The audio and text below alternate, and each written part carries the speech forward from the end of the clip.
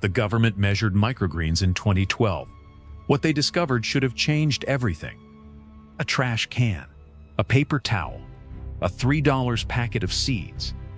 10 days later, you're eating something with 40 times more vitamin E, 69 times more vitamin K, and more anti-cancer compounds than nearly a pound of mature broccoli. No garden, no soil, no growing season, no special equipment. The USDA measured this in 2012 and published the results in one of the world's most respected food science journals. Researchers at Johns Hopkins discovered a compound in these microgreens can cut the risk of cancer in half. NASA is growing them on the International Space Station right now. And almost no one in the United States is doing this at home. Today, we're going to explain exactly what these plants are, what the science really says, why this information never reached your kitchen, and exactly how to start growing them in under 5 minutes. Most Americans have the same routine. You go to the supermarket. You buy a bag of mixed leafy greens, some broccoli, maybe a bottle of vitamin C or a powdered vegetable supplement. You spend $40, $60, maybe $80 on fruits, vegetables, and vitamins that week. You feel like you're doing the right thing. But here's what nobody tells you about these products.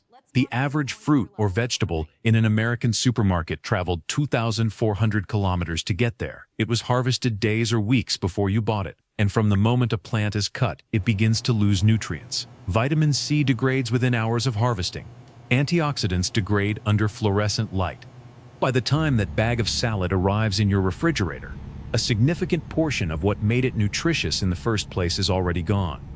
You're not buying fresh food. You're buying the memory of fresh food, packaged to look alive and sold at a price that assumes you don't know the difference. And then, to compensate for the nutritional gaps left by degraded produce, you buy supplements. The global supplement industry is worth over $170 billion.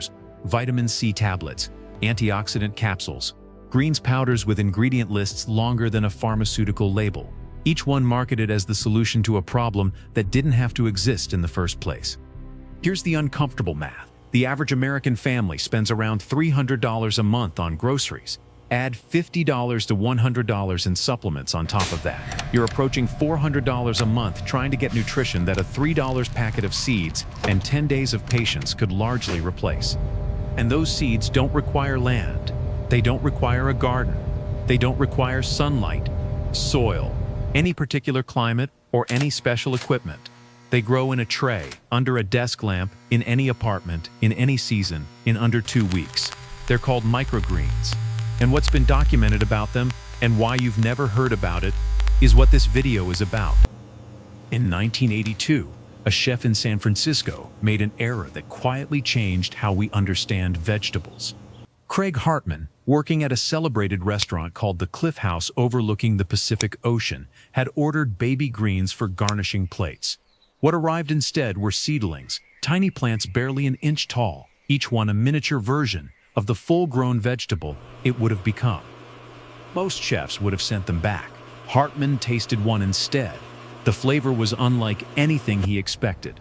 A single micro-radish leaf packed more peppery bite than an entire mature radish. A tiny basil seedling carried more aroma than a full sprig of the adult plant. It was as if someone had taken the flavor of the full-grown vegetable and compressed it into something the size of a fingernail. He understood immediately this wasn't a mistake.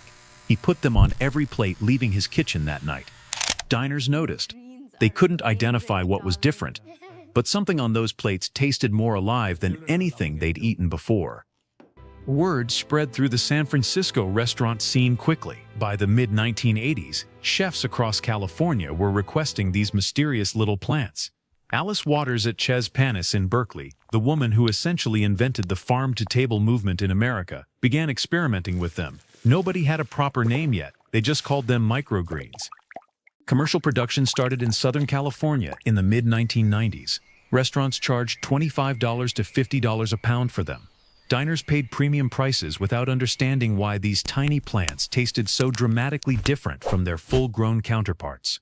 For the first 2 decades of their existence, everyone assumed microgreens were purely decorative, a pretty garnish, a splash of color on an expensive plate. Nobody thought to actually measure what was inside them. That assumption held for 20 years. And it was completely wrong. Quick pause. If this is the kind of content you're looking for, hit subscribe. Roots Conspiracy is built around one idea: real research, practical knowledge, and information that somehow never makes it into mainstream conversation. Now let's get into what the science actually found. In 2012, researchers at the University of Maryland and the USDA Agricultural Research Service ran a study that seems almost too simple in hindsight. They bought 25 commercially grown microgreen varieties: red cabbage, cilantro, amaranth, green daikon radish, celery, arugula, and more. Then they measured the concentration of vitamins and antioxidants inside those tiny seedlings and compared them directly to mature counterparts in the USDA National Nutrient Database. The results were published in the Journal of Agricultural and Food Chemistry in August 2012. Here's what they found. A 1-inch tall red cabbage microgreen harvested 10 days after planting contained 40 times more vitamin E than a full head of mature red cabbage, 6 times more vitamin C, and 69 times more vitamin K. Not slightly more, not modestly more. The range across all 25 varieties tested was 4 to 40 times more concentrated nutrition than the fully grown plant. Let that land for a second. The same plant, the same genetics, just harvested 10 days after planting, instead of 3 months later. Cilantro microgreens had the highest concentration of carotenoids of anything tested. Green daikon radish microgreens had the highest vitamin E levels, and 18 out of 25 varieties had vitamin K densities equal to or higher than mature broccoli. The researchers also discovered something specific about light. Seedlings grown in complete darkness had significantly lower vitamin and carotenoid concentrations. The moment you move a tray from darkness into any light source, a biological switch flips. Chlorophyll activates. Photosynthesis begins. The nutritional content surges. That switch takes 3 seconds of your time. At Johns Hopkins University, a pharmacologist named Paul Talalay had been studying cancer prevention since the late 1980s. He reasoned that plants, over millions of years of evolution, had developed chemical compounds to protect themselves against DNA damage. In 1991, he sent a researcher to a Baltimore market with instructions to bring back vegetables. Broccoli came back in the basket. When they analyzed it, they found a compound called sulforaphane, a molecule that triggers the body's own detoxification enzymes, the cellular machinery that neutralizes cancer-causing chemicals before they can damage DNA. That discovery made the front page of the New York Times in 1992. In 1994, Talalay's colleague Jed Fahey analyzed broccoli sprouts and microgreens instead of the mature plant. What he found still echoes through cancer research today. 3-day-old broccoli sprouts consistently contain 20 to 50 times more sulforaphane than mature broccoli heads.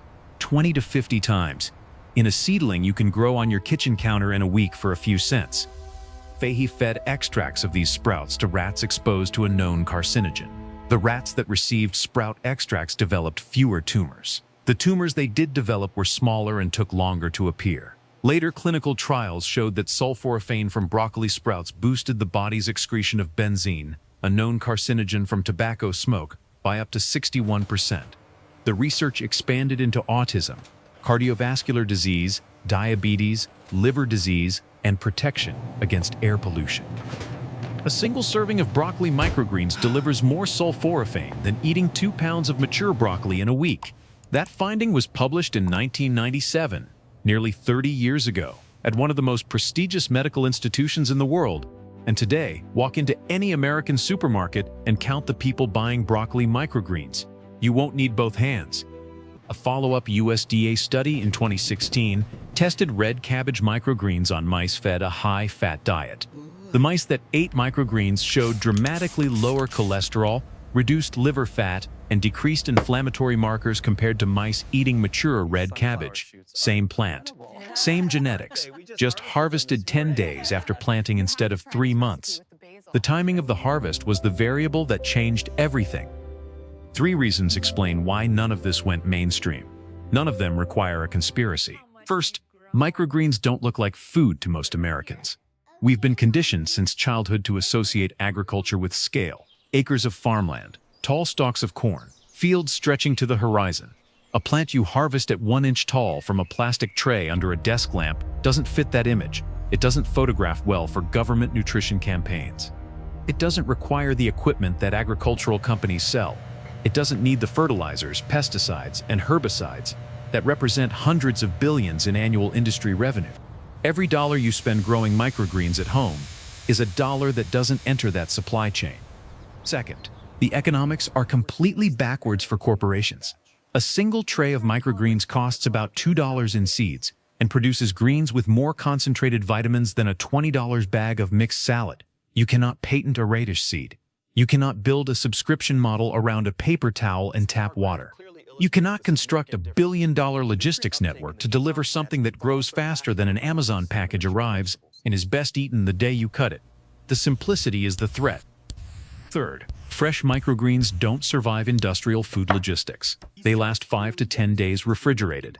The entire economic model of modern food depends on products that survive weeks of storage and cross-country transit.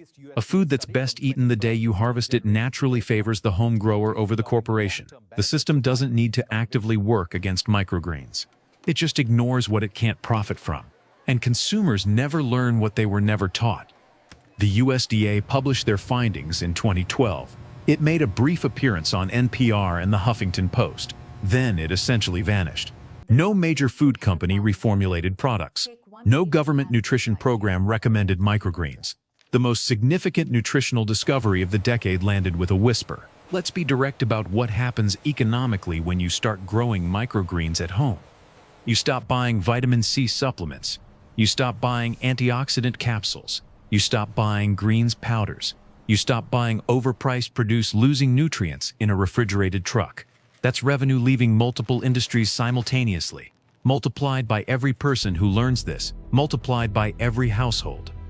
A 1-ounce serving of mixed microgreens can deliver more vitamin C than an orange, more vitamin K than a cup of kale, more vitamin E than a handful of almonds, and more beta-carotene than a carrot, all from something you grew for a few cents. The $170 billion supplement industry sells you isolated versions of those exact compounds, extracted, processed, and marked up thousands of % from their natural form. Research increasingly shows that nutrients consumed in whole food form, surrounded by the cofactors that evolved alongside them, are absorbed more effectively than isolated supplements. Your body recognizes food.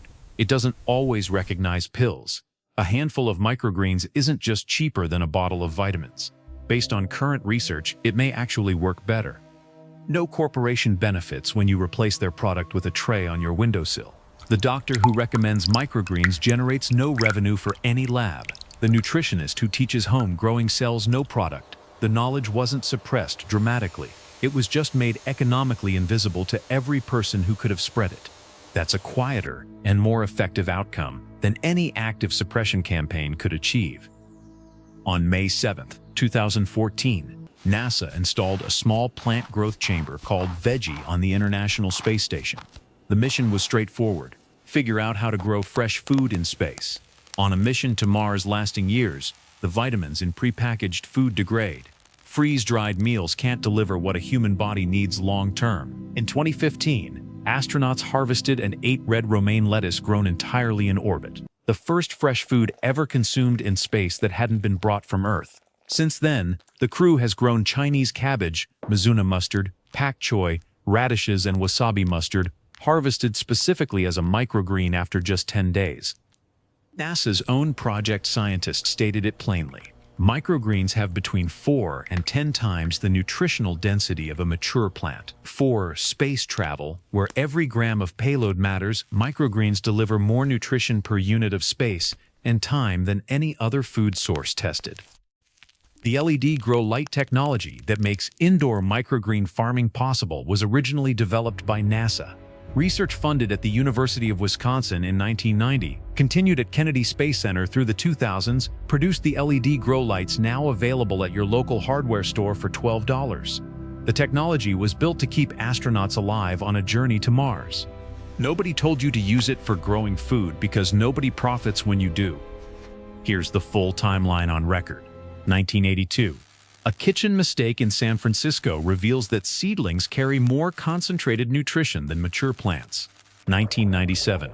Johns Hopkins publishes research showing broccoli sprouts contain 20 to 50 times more sulforaphane than mature broccoli.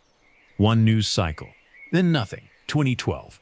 The USDA publishes a study showing microgreens contain 4 to 40 times more vitamins than mature vegetables. NPR mentions it. Nobody acts. 2014. NASA selects microgreens as the most efficient food source for deep space missions. 2016. A follow-up USDA study confirms microgreens dramatically outperform mature vegetables on cholesterol, inflammation, and liver health. All of it documented. All of it published. All of it publicly available. And almost none of it has made it into mainstream nutrition recommendations, because none of those institutions have a financial reason to point you towards something you can grow yourself in 10 days for $3. Here's exactly how to start today. You need a shallow container, a standard nursery tray, a baking dish, a recycled plastic container with a few drainage holes poked in the bottom. Anything 2 to 3 inches deep works. A growing medium, a hemp mat cut to fit, coconut coir, or a folded paper towel. Seeds labeled for microgreen or sprouting use, broccoli, radish, sunflower, or pea shoots are the best starting varieties. And tap water. That's the entire supply list. Soak your growing medium until it's thoroughly damp but not dripping. Scatter your seeds densely across the surface, close together, almost touching. This is not like planting a garden where you space things out. Density is what you want. Mist the seeds with a spray bottle. Now cover the tray with another tray flipped upside down, a piece of cardboard, or a dark towel. Leave it somewhere dark for 3 to 5 days, misting once or twice daily. This is the blackout phase. It forces the seedlings to stretch upward, searching for light, which gives you taller, more harvestable greens. After 3 to 5 days, uncover the tray. The seedlings will be pale yellow. That's exactly right. Now move them to any light source, a windowsill, a desk lamp, a $12 LED shop light from the hardware store. Within 24 to 48 hours, those pale yellow seedlings turn vibrant green. Chlorophyll activates. You're watching the nutritional content surge in real time. Continue misting or bottom watering for another 4 to 7 days. When the first tiny leaves, the cotyledons, have fully opened and look bright and healthy, grab a pair of scissors and cut them just above the growing surface. Rinse gently. Eat immediately or store in a container with a paper towel in the refrigerator for 5 to 10 days. Seed to harvest in 7 to 14 days. More concentrated nutrition than anything in any grocery store. For a few cents per serving. If this is new information for you, subscribe. Every video on this channel covers the same territory: real research, practical tools, and knowledge that somehow never made it into the conversation you were supposed to have. We'll see you in the next one.